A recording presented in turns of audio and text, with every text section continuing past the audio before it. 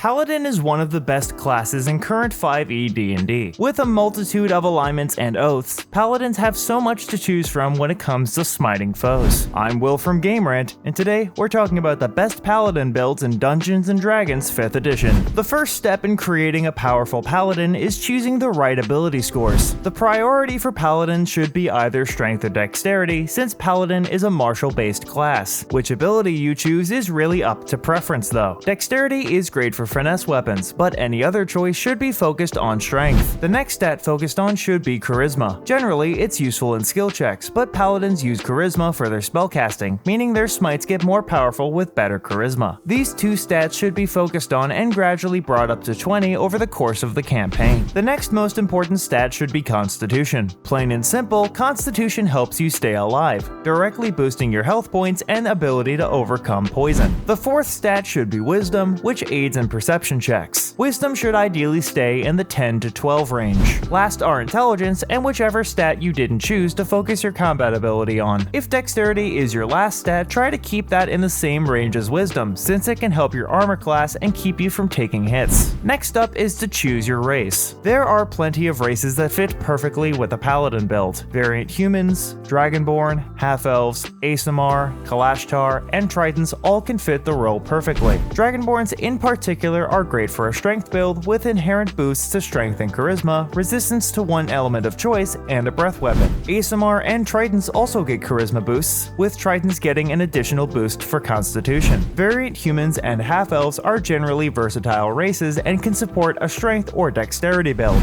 Kalashtar is the most tricky pick here, but with boosts to wisdom and charisma, psychic resistance, telepathy, and advantage on wisdom saves, they certainly have their boons. The paladin class is defined by oaths, and these oaths are the basis for which spells and abilities the paladin can use. Out of the current available oaths, the oaths of Vengeance and the Ancients are considered the best of the best. Vengeance paladins are able to hit hard and focus on single enemies, get some great utility spells other oaths can't get access to, and a Vow of Enmity which allows them to shred through any defense. What's also nice is that this oath doesn't restrict the player to a lawful alignment for roleplay purposes. Oath of the Ancients can become absolute monsters in a fight. They excel at fighting magic users of all kinds, which really comes in handy during tough boss fights. Higher levels in this oath become resistant to spell damage and can choose once a day to simply refuse to fall unconscious. If neither of these subclasses are calling to you, there are still plenty of options, but these are certainly the recommendations. The skills and feats are perhaps the last big step to becoming a powerful paladin. For a strength build, skills like athletics, intimidation, and persuasion are recommended.